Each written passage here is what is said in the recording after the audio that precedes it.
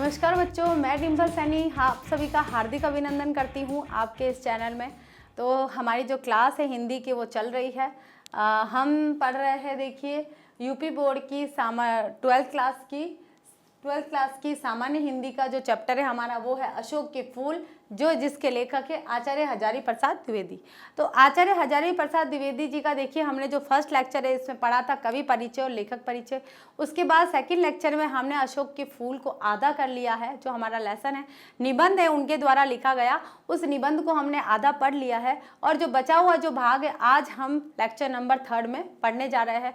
तो देखिए अशोक के फूल के माध्यम से या फिर अशोक के वृक्ष के माध्यम से आचार्य हजारी प्रसाद द्विवेदी जी ने और कौन कौन सी चिंताएं व्यक्त करी है। उन्होंने भारतीय संस्कृति की उपेक्षा के भाव जो यहाँ पर हमें दिखाई दे रहे हैं आचार्य हजारी प्रसाद द्विवेदी के लिखे गए निबंध अशोक के फूल के माध्यम से हमें यहाँ पर क्या देखने को मिल रहा है, क्या पढ़ने को मिल रहा है, क्या समझने को मिल रहा है कि हमारी जो भारतीय संस्कृति है वो धीरे धीरे उपेक्षा का पात्र होती जा रही है। मतलब लोग उसकी तरफ ध्यान नहीं दे रहे हैं। हमारी जो संस्कृति है, कहा जाता है कि विश्व की एक अनोखी संस्कृति है और उस अनोखी संस्कृति के बारे में आज हमारा देश ही नहीं जान रहा है, हमारे देश को ही उस संस्कृति का ज्ञान नहीं है।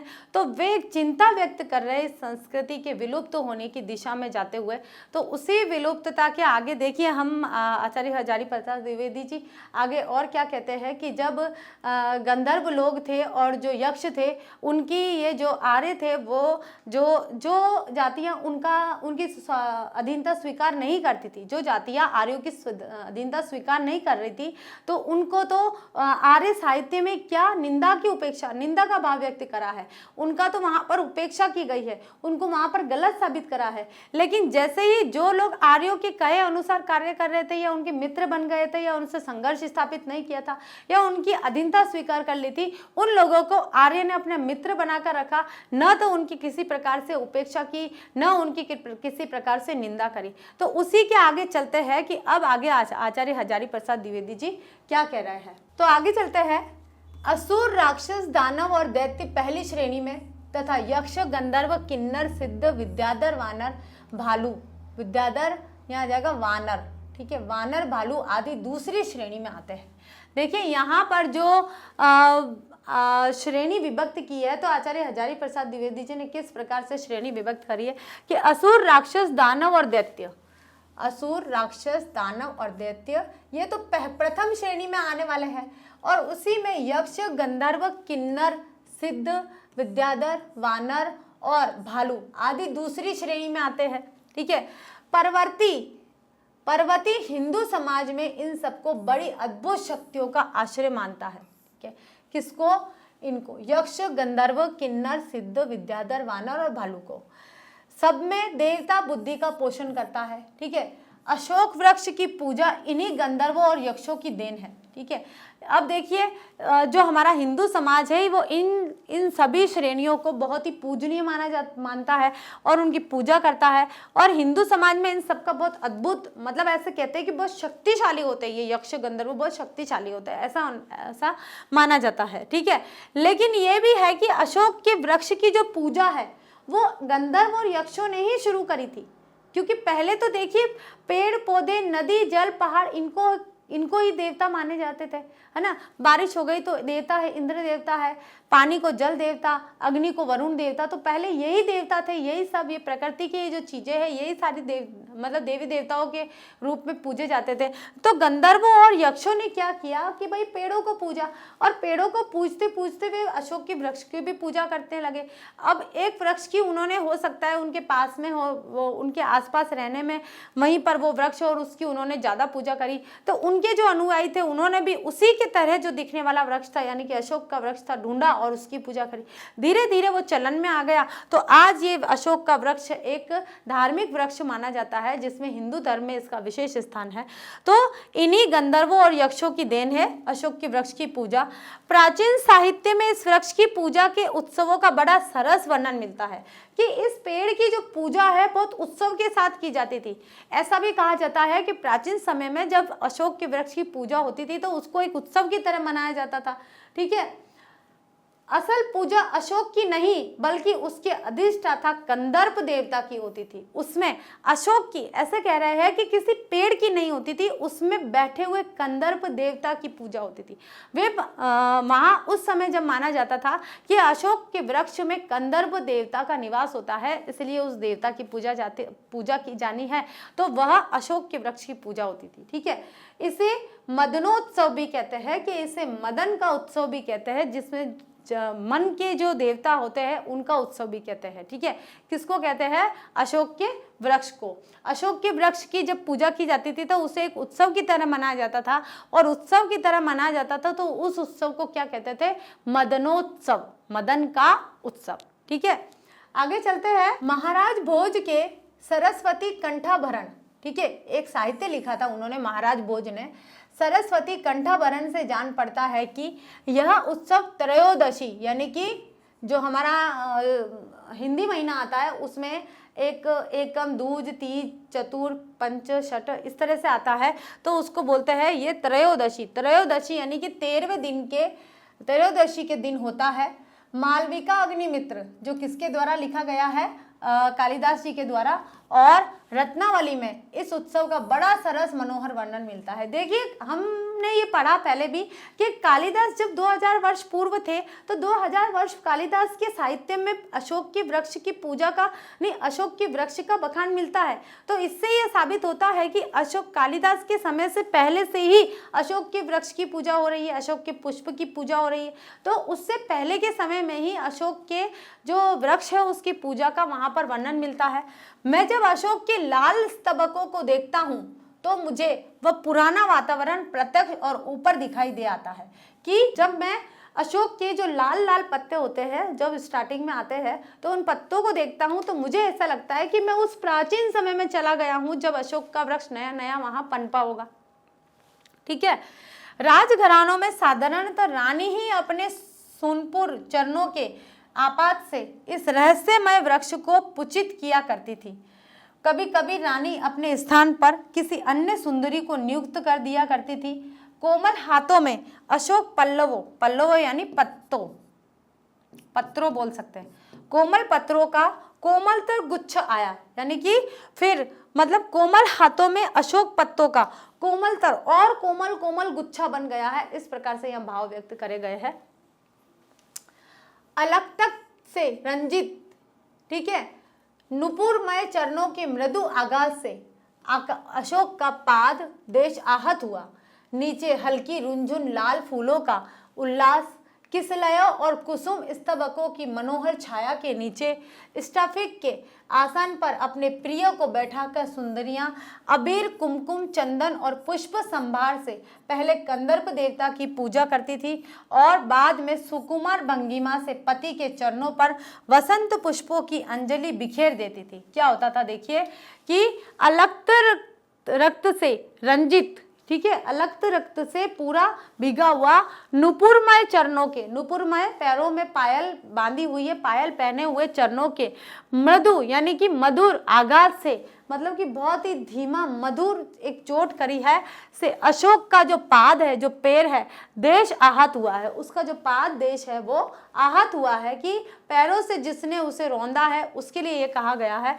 नीचे हल्की रुंझुन लाल पुष्पों का उल्लास और नीचे, उसके नीचे हल्की सी रुंझुन लाल फूलों का जो उल्लास है वो दिखाई दे रहा है। किसलय और कुसुम स्तबकों की मनोहर छाया, किसलय और कुसुम के जो कुसुम यानी फूलों की जो छाया, मनोहर जो छाया है वो बहुत ही अच्छी लगने वाली है। और नीचे स्फटिक के आसन पर अपने प्रिय को बैठाकर, और नीचे, उसके नीचे जैसे ऐसा लगता है जैसे हीरो के ऊपर जो फूल बिखरे हुए हैं ऐसे लग रहे हैं जैसे मणि बिखरे हुए हैं, और मणि के ऊपर वो अपने प्रियतम को बिठाती है, अपने पति को बिठाती है और उनकी पूजा करती है। प्रियतम को बिठाकर सुंदरिया अबीर यानी कि एक गुलाल जैसा आता है, अबीर एक सफेद कलर का होता है, अबीर, कुमकुम, चंदन और पुष्प संभार से कुमकुम लगाती है, चंदन लगाती है और पुष्पों की वर्षा करती है। पहले कंदर्प देवता की पूजा करती है, यानी कि अशोक वृक्ष के अंदर कौन विराजमान है? कंदर्प देवता, पहले उनकी पूजा करती है और उसके बाद में पूजा करती है और फिर बाद में बाद में सुकुमार भंगिमा से अपने पति की चरणों की पूजा करती है, अपने पति के चरणों पर वसंत पुष्पों की अंजलि। वसंत पुष्पों यानी कि वसंत ऋतु के समय जब सारे पुष्प ऐसे खिलकर नए नए पुष्प खिले हुए होते हैं, उनको अपने हाथों में यानी कि अंजलि में लेकर उनको बिखेर देती है, उनके चरणों में बिखेर देती है।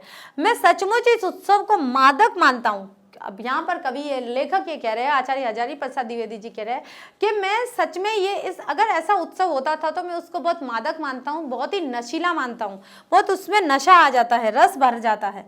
अशोक के स्तबकों में वह मादकता आज भी है। वह पूछता कौन है कि इन फूलों के साथ क्या मामूली स्मृति जुड़ी हुई है, कि अशोक के वृक्ष को लेकर आज जो हमारे अंदर जो भाव है वो आज वही भाव आज भी हमारे अंदर व्याप्त है कि जब भी हम अशोक का वृक्ष देते हैं तो बहुत आदर सम्मान देते हैं, उसको पूजा योग्य समझते हैं। कुछ गंदगी वाला या हम उसके ऊपर कुछ गलत जैसे जलाने वगैरह का इस तरह से हम उसको काटना भी हो तो हम 100 बार सोचते हैं कि किस प्रकार से ऐसे वृक्ष को हटा दिया जाए, ठीक है। पर पूछता कौन है कि इन फूलों के साथ क्या मामूली, अब कौन पूछता है कि इस अशोक के पुष्प के साथ क्या ऐसी ही मामूली यादें जुड़ी है, कौन पूछता है? कोई नहीं। यहाँ पर भारतवर्ष का सुवर्ण युग इस पुष्प के प्रत्येक दल में लहरा रहा है। कहते हैं दुनिया बड़ी भुलक्कड़ है, ठीक है, केवल उतना ही याद रखती है जितने से उसका स्वार्थ सत्ता है। यहाँ लेखक ने बहुत अच्छी बात कही है कि जो दुनिया है ना, आज की जो ये जनरेशन है वो बहुत ही स्वार्थी हो गई है। वो उतनी ही चीज़ें करेगी जितना उसका मतलब है, जितना हमें मतलब होगा उतना ही हम कार्य करेंगे। उसके अलावा हम निस्वार्थ भाव से कुछ नहीं करना चाहते, ना प्रकृति के लिए करना चाहते हैं, ना कुदरत के लिए करना चाहते हैं, ना मनुष्य के लिए करना चाहते हैं, ना किसी और के लिए करना चाहते हैं। हम तो सिर्फ अपने लिए करना चाहते हैं। तो आज की जो दुनिया है वो स्वार्थी हो गई है, बाकी को फेंक कर आगे बढ़ जाती है। बिल्कुल जो भी है उसको इधर उधर धक्का दिया और ये निकल गए आगे। शायद अशोक से उसका स्वार्थ नहीं सदा, या फिर हो सकता है कि अशोक का जो वृक्ष है उससे उसको जो जनता है, जो स्वार्थी दुनिया है, उसको कुछ प्राप्त नहीं हुआ। देखिए ना तो फल प्राप्त होता उससे, और पुष्प भी इस प्रकार का, जैसे गुलाब कमल इस प्रकार का पुष्प है वैसा पुष्प अशोक के पेड़ से नहीं मिलता है। तो हो सकता है जो स्वार्थ है वो उनका पूरा नहीं हुआ, ठीक है। क्यों उसे वह याद रखती? सारा संसार स्वार्थ का अखाड़ा ही तो है, मतलब वो उसे क्यों याद रखती है? तो संसार पूरा स्वार्थ से भरा हुआ है, अखाड़ा मतलब पूरा स्वार्थ से भरा हुआ है। अशोक का वृक्ष जितना भी मनोहर हो, भले अशोक का वृक्ष कितना ही मन को हरने वाला हो, ठीक है, जितना भी रहस्यमय हो, जितना भी अलंकारमय हो, यानी कि सजा हुआ हो, देखकर ही ऐसा लगता है कितना सुंदर दिख रहा है ये, ठीक है, उसके पत्ते कैसे अच्छे अच्छे डिजाइन वाले सुंदर दिखते हैं, परंतु है वह उस विशाल सामंत सभ्यता की परिष्कृत रुचि का ही प्रतीक। सामंत सभ्यता क्यों कहेंगे? क्योंकि आर्य सभ्यता, यक्ष यक्षिणी, आर्य और यक्ष और गंधर्व ये तीनों मिले हुए थे और ये सामंतवादी नीति को अपनाते थे।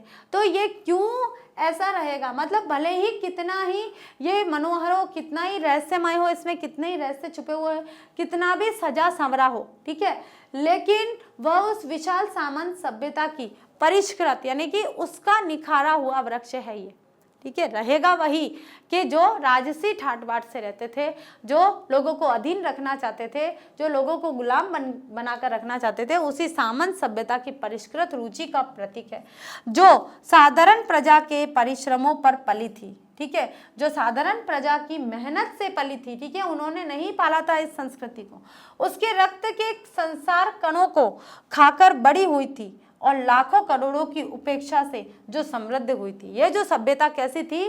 सामंतवादी थी, ठीक है। सबसे पहले तो देखिए जितने भी यहाँ पर श्रमिक लोग थे, जो दलित, जितने भी यहाँ पर साधारण प्रजा थी, उसकी मेहनत से ये सभ्यता फली फूली थी। देखिए कोई भी सभ्यता है ना, किसी एक व्यक्ति या कोई कुछ लोगों से नहीं मिलती है, इसके लिए एक समूह की आवश्यकता होती है, उस समूह में हर वर्ग की आवश्यकता होती है, और हर वर्ग में उच्च भी होता है, निम्न भी होता है, मध्यम भी होता है, सभी प्रकार के वर्ग होते हैं। अगर सभी प्रकार के वर्ग अपना कार्य नहीं करेंगे तो किसी सभ्यता का निर्माण नहीं होता है। तो आचार्य हजारी प्रसाद द्विवेदी जी ये कहते हैं कि ये जो सभ्यता थी, सामंतवादी जो सभ्यता थी, उस समय आर्यों की, गंधर्व और यक्षों की जो मिली जुली सभ्यता थी, वह साधारण जनता की परिश्रमों का फल थी, ठीक है, उनके परिश्रम के फलस्वरूप वह सभ्यता का निर्माण हुआ था। उसके रक्त के संसार कणों को खाकर बड़ी हुई थी, ठीक है। ये जो साधारण जनता थी उसका खून पसीना लगा था यहाँ पर, और लाखों करोड़ों की उपेक्षा से, और लाखों करोड़ों की तरफ इन्होंने अपना ध्यान ही नहीं दिया, उनकी तरफ कुछ सोचा ही नहीं है। उनकी उपेक्षा से ये समृद्ध हुई थी कि उन लोगों को बहुत सारी चीजें, आजीविका के साधन न मिले थे, जब जाके ये सामंतवादी सभ्यता बहुत आगे बढ़ी थी। ठीक है। न जाने कितने धर्माचारों, विश्वासों, उत्सवों और व्रतों को धोती बहाती यह जीवन धारा आगे बढ़ी है। यानी कि कितने ही धर्म आचारों को, ठीक है, और विश्वासों को, कितने भी उत्सवों को और व्रतों को धोती बहाती, यानी कि उन व्रतों को आगे चलाती हुई ये आगे बढ़ी थी। ये कौन सी धारा? ये जो भारतीय संस्कृति की थी जो धारा थी, यानी कि आर्यों की, यक्ष और गंधर्वों की जो मिली हुई सामंतवादी जो ये धारा थी, ये आगे बढ़ी थी। संघर्षों से मनुष्य ने नई शक्ति पाई है। जितने भी संघर्ष किए थे, संघर्ष के बाद कोई भी व्यक्ति, देखिए आचार्य हजारी प्रसाद द्विवेदी जी ने ये बात बहुत ही अच्छी कही है कि संघर्षों से मनुष्य ने नई शक्ति पाई है। कि कोई भी मनुष्य, मैं हूं या आप हो, कोई भी व्यक्ति हो, जब तक आपके जीवन में संघर्ष नहीं होगा तब तक आप कभी भी अनुभवी और ताकतवर नहीं बनोगे। इतना ध्यान रखना, क्योंकि संघर्ष मनुष्य को ताकतवर बनाता है, बलशाली बनाता है, बुद्धिमान बनाता है। ठीक है। कब क्या करना है, कैसे करना है, वो बनाता है। ठीक है। तो हम आगे चलते हैं। हमारे सामने समाज का आज जो रूप है वह न जाने कितने ग्रहण और त्याग का रूप है। कितने ही ग्रहण लगे हो उसमें, कितने ही त्याग हुए हो, जब जाके हमारे ये जो भारतीय समाज स्थापित हुआ है। ठीक है। देश और जाति की विशुद्ध संस्कृति केवल बाद की बात है। सब कुछ में मिलावट है, सब कुछ अविशुद्ध है। शुद्ध केवल मनुष्य की दुर्दम जिजीविषा, यानी कि जीने की इच्छा। जिजीविषा किसे कहते हैं? जिजीविषा। कि शुद्ध केवल यह है कि मनुष्य जीना चाहता है। ठीक है। उसके बाद उसको जीने के लिए क्या करना है, वो सारी चीजें अशुद्ध हो जाती है, विशुद्ध हो जाती है। वह गंगा की अबाधित अनाहत धारा के समान सब कुछ को हजम करने के बाद भी पवित्र है। ठीक है। वो ये कह रहे हैं, आचार्य हजारी प्रसाद द्विवेदी जी ये कहना चाह रहे हैं कि मनुष्य जो अपने मन में जिजीविषा को लिए हुए है, उस जिजीविषा के फलस्वरूप गंगा की अबाधित यानी बिना रुकावट वाली जो धारा जो चलती है, उन धाराओं को भी वो अपने अंदर हजम कर गया है। उसके बाद भी वह क्या माना गया है? पवित्र माना गया है। यानी कि गंगा में भले कितना ही वो पाप धो ले, ठीक है, लेकिन उसके बाद कहते हैं गंगा में नहा डुबकी लगाने से सारे पाप धुल जाते हैं। तो ऐसा नहीं होता है कि गंगा को सारे पाप दे दो और आप वापस से पवित्र होके आ जाओ, तो ऐसा नहीं होता है। आचार्य हजारी प्रसाद द्विवेदी यहाँ पर एक व्यंग कस रहे हैं। आगे चलते हैं। आचार्य हजारी प्रसाद द्विवेदी जी हमें जीवन में बदलना चाहते हैं, इसलिए उन्होंने इतने अच्छे अच्छे निबंध लिखे हैं, और हमारा सौभाग्य है कि आज हम उनका ये निबंध अशोक के फूल पढ़ रहे हैं। और हमारी भारतीय संस्कृति जो उपेक्षा की तरफ जा रही है, उसको उपेक्षा की तरफ जाने से हम रोक सकते हैं, और हमारी संस्कृति में ही जीवन यापन कर सकते हैं। ठीक है। क्यों हम पश्चिमी संस्कृति का अनुसरण करें, क्यों उसको अपनाएं? क्या हमारी जो भारत की संस्कृति है वो अच्छी नहीं है क्या? बहुत ही विलक्षण है, अनोखी और विश्व की महान संस्कृति है। ठीक है। आगे चलते हैं। सभ्यता और संस्कृति का मोह क्षण भर बाधा उपस्थित करता है। ठीक है। अगर सभ्यता और संस्कृति को हमने अपनाया है तो वो थोड़ी सी हमारे लिए बाधा हो सकती है। धर्माचार का संस्कार थोड़ी देर इस धारा से टक्कर लेता है, पर इस दुर्दम धारा में सब कुछ बह जाते हैं। जितना कुछ इस जीवनी शक्ति को समर्थ बनाता है, उतना उसका अंग बन जाता है। ठीक है। बाकी फेंक दिया जाता है। धन्य हो महाकाल, तुमने कितनी बार मदन देवता का गर्व खंडन किया है। अब यहाँ पर देखिए कौन सी बात कही गई है कि सभ्यता और संस्कृति का जो मोह है वो थोड़ी देर के लिए बाधा उपस्थित करता है। ठीक है, क्षण भर। उसके बाद जो धर्माचार का संस्कार है वो थोड़ी देर तक इस बाधा से टक्कर लेता है। ठीक है। धर्माचार कर रहे हैं हम, धर्म का जो आचरण कर रहे हैं वो धर्माचार कहलाता है। पर इस दुर्दम धारा में, कौन सी धारा में आप जो चल रहे हैं, जो गंगा की धारा चल रही है, जो भारतीय संस्कृति की धारा चल रही है, उस धारा में सब कुछ बह जाते हैं। यानी कि आपकी जो ये जो धारा चल रही है, ये जो संस्कृति की जो अविकल अबाधित तो धारा चल रही है, उसमें सब कुछ बह जाते हैं। जितना कुछ जीवनी शक्ति को समर्थ बनाता है उतना उसका अंग बन जाता है। जो अपनी जीवनी शक्ति को, अपने जीवन जीने की शक्ति को समर्थ बनाता है कि मुझे किस प्रकार से जीवन जीना है, वह उसका अंग बन जाता है। बाकी सब कुछ वो अपने जीवन से हटा देता है। ठीक है, यानी कि जो व्यक्ति ये मान लेता है कि मेरे जीवन का भाव है निस्वार्थ सेवा करना, संस्कृति के साथ चलना, तो वो तो इस दुनिया में कायम रहता है। लेकिन और जो बाकी चीज़ों को, जो उसके मन में स्वार्थ था, वो सारी चीज़ें जब अपनी बुराइयां हटा देता है तो वो एक विलक्षण विभूति बनकर सामने आता है। ठीक है, धन्य हो महाकाल। महाकाल कौन? शिव। तुमने कितनी बार मदन देवता का, मदन देवता कौन? कामदेव। कामदेव ने कितनी बार शिव को मतलब कि चोट पहुंचाने की कोशिश की है। ठीक है, कितनी बार उन्होंने शिव के ऊपर धनुष चलाने की कोशिश की, लेकिन शिव ने फिर से उनके ऊपर मतलब फिर जब वार किया तो उनको नष्ट कर दिया। यानी कि कामदेव, महाकाल ने यानी शिव ने कितनी ही बार कामदेव के गर्व को मतलब खंडित किया है। धर्मराज के कारागार में क्रांति मचाई है। यमराज के निर्णय तारले को भी पी लिया है। ठीक है, यमराज का निर्णय होता है कि भाई कौन व्यक्ति कब मृत्यु को प्राप्त होगा, तो उसको भी उन्होंने पी लिया है। ठीक है, विधाता के सर्व कर्तव्य के अभिमान को चूर्ण किया है। ठीक है, तो इस तरह से यहाँ आचार्य हजारी प्रसाद द्विवेदी बहुत सारी बातें कर रहे हैं जो हमें बताना चाह रहे हैं। आगे चलते हैं। आज हमारे भीतर जो मोह है, मोह तो आप सभी समझते होंगे, किसी भी चीज़ का मोह, उसे प्राप्त करने की, या घर का मोह, रिश्तों का मोह, परिवार का मोह, किसी चीज़ को प्राप्त करने का मोह। ठीक है, तो वो मोह होता है। संस्कृति और कला के नाम पर जो आसक्ति है, ठीक है, धर्माचार और सत्य निष्ठा के नाम पर जो जड़िमा है, उसमें का कितना भाग तुम्हारे कुंठ नृत्य से ध्वस्त हो जाएगा, कौन जानता है। यहाँ आचार्य हजारी प्रसाद द्विवेदी कह रहे हैं कि आज तुम्हारे भीतर जो जितना भी मोह माया है, वो संस्कृति और कला के नाम पर जो आसक्ति है, और आप संस्कृति और कला के नाम पर कह रहे हैं कि ये तो कला है, ये संस्कृति है, लेकिन आप तो उस चीज से आसक्त हो। ठीक है, आप तो आपने उस चीज को आदत बना दिया है, तो वो तो आपकी आसक्ति हो गई है।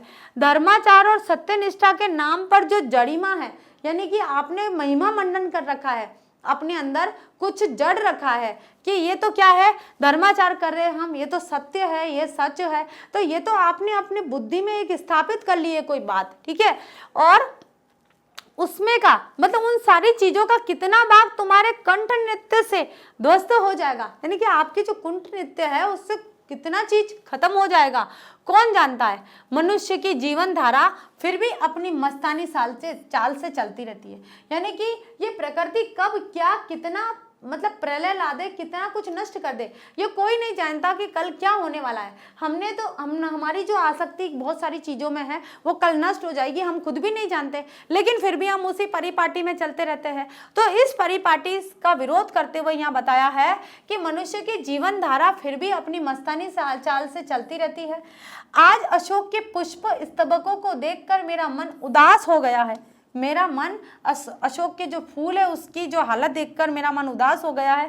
कल न जाने किस वस्तु को देखकर किस हृदय के हृदय से मैं उदासी की रेखा खिल उठेगी, कि मैं ये देखता हूँ कि आज तो मैं दुखी हो गया हूँ, अशोक के फूल को देख, उसकी जो स्थिति को देखकर मैं दुखी हो गया हूँ, लेकिन मैं नहीं जानता कि और कभी मैं किस वस्तु को देखकर किस हृदय के हृदय से मतलब किस व्यक्ति के हृदय से मैं उदासी की रेखा खिल उठेगी, यानी कि जो उदासी की रेखा है वो वहां नष्ट हो जाएगी। ठीक है, तो यहाँ पर आचार्य हजारी प्रसाद द्विवेदी जी यहाँ चिंता व्यक्त कर रहे हैं कि कल पता नहीं क्या होगा।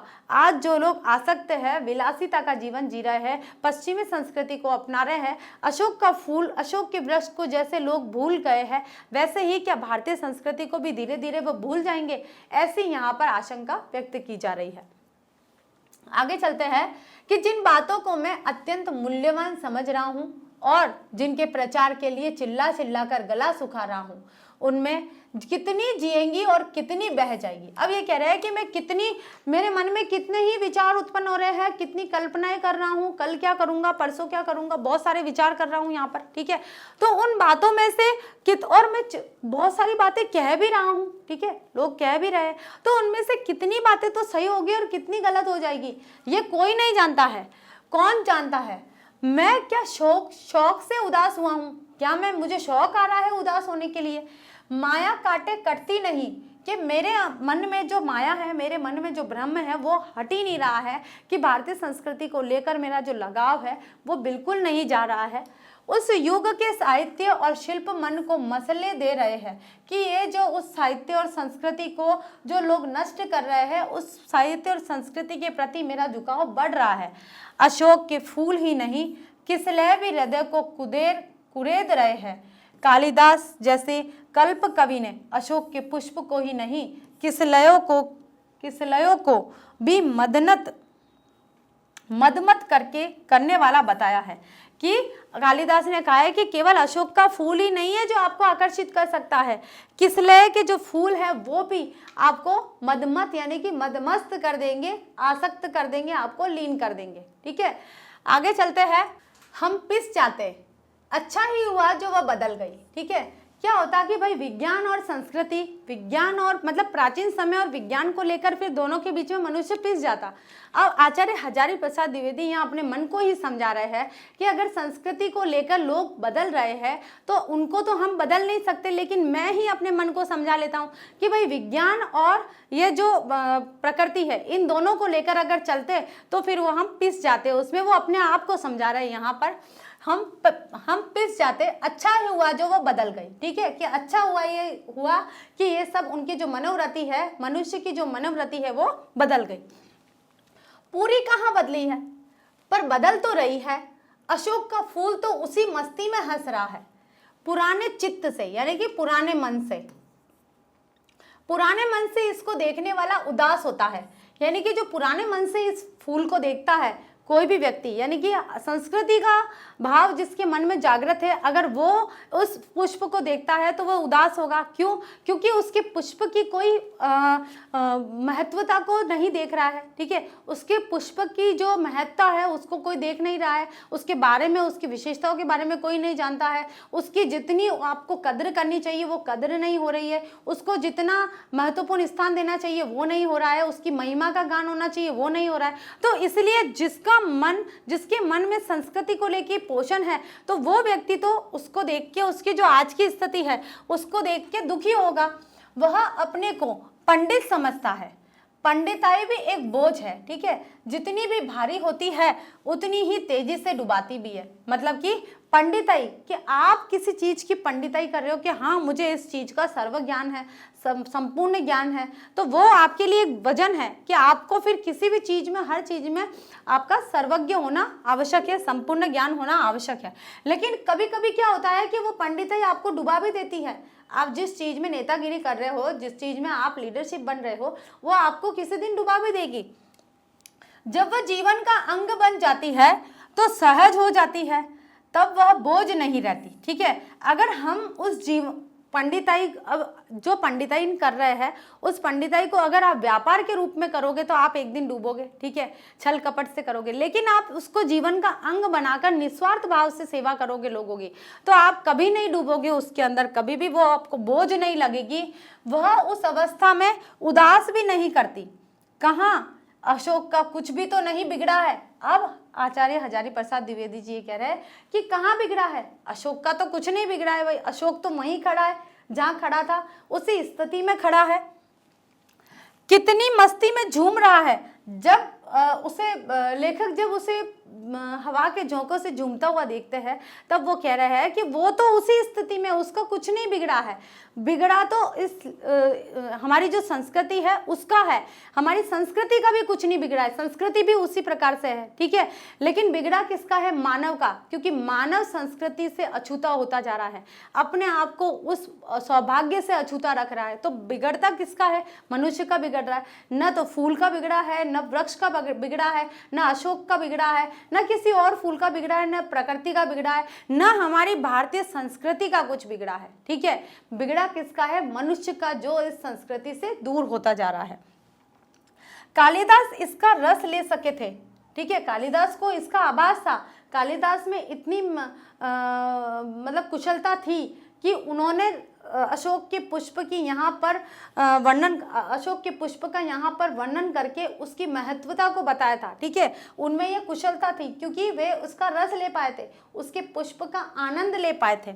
अपने ढंग से मैं भी ले सकता हूँ। और आचार्य हजारी प्रसाद द्विवेदी जी कहते हैं कि मैं भी तो ले रहा हूँ, चाहे कोई ले या नहीं ले, भाई मैं तो ले रहा हूँ। मुझे तो पता है कि संस्कृति क्या और मुझे संस्कृति का पोषण करना है, मुझे संस्कृति के पोषण में रहना है, मुझे उसकी छाया में रहना है, तो रस तो मैं भी ले रहा हूँ। अपने ढंग से उदास होना बेकार है, कि मैं अपने ढंग से क्यों उदास हूँ भाई, ये बेकार है। कि जो लोग अब कर रहे हैं मैं दुखी हो सकता हूँ, लेकिन मैं इसके आगे उन लोगों का और भला नहीं कर सकता हूँ। तो ये था आज हमारा यूपी बोर्ड 12th क्लास सामान्य हिंदी की जो हमारी बुक है, उसके अशोक फूल जो लिखा है आचार्य हजारी प्रसाद द्विवेदी जी ने, उनका लिखा गया निबंध, उस निबंध का हमने अंतिम पार्ट पढ़ लिया है। तो आज हमारा ये जो लेक्चर पूरा हुआ, आप सभी को बहुत अच्छे से समझ में आया होगा ये पाठ कि आचार्य हजारी प्रसाद द्विवेदी जी हमें क्या बताना चाहते हैं। हमें संस्कृति के पोषण के विषय में बताना चाहते हैं। अशोक के फूल और अशोक के वृक्ष के माध्यम से वे हमारी संस्कृति को और अच्छा बनाना चाहते हैं। कि वो कह रहे हैं कि जिस प्रकार से लोग आज अशोक के फूल को भूल रहे हैं, उसी प्रकार से भारतीय संस्कृति का भी वे यहाँ पर उपहास कर रहे हैं, भारतीय संस्कृति को भी वे अनछूता रख रहे हैं, मतलब कि उनसे अनभिज्ञ है। तो हम वो ये चाहते हैं कि जब भारत के निवासी है, जो हमारी संस्कृति है वो विश्व प्रसिद्ध संस्कृति है, तो हम क्यों दूसरी संस्कृति में विलय करें, उनका अनुसरण करें। हम हमारी संस्कृति का पोषण करें, उसे आगे बढ़ाएं, हमारे आने वाली पीढ़ी को उससे पहचान करवाए। तो ये इस प्रकार से हम हमारी संस्कृति को और आगे बढ़ा सकते हैं और हमारे जो कर्तव्य है वो पूरे कर सकते हैं। तो आगे का लेक्चर लेके फिर से हम हाजिर होंगे। आगे हम आपके इसके प्रश्न उत्तर करेंगे। तब तक के लिए थैंक यू।